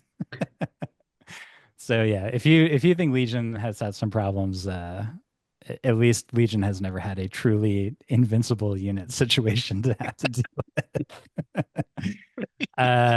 And since we're talking about Middle Earth a lot, it probably means that we should end the podcast, sadly. But Ollie, thank you very much for joining us. Do you think that are you in search of an identity now in terms of your faction? Like, is this clone list a part of your like Battle midlife Force. crisis of Legion, Oh yeah, to figure out well where you that's are? but that's my secret. I'm always in a crisis. But I'm sure we'll see at WTC as to whether that crisis has been a good one or a bad one.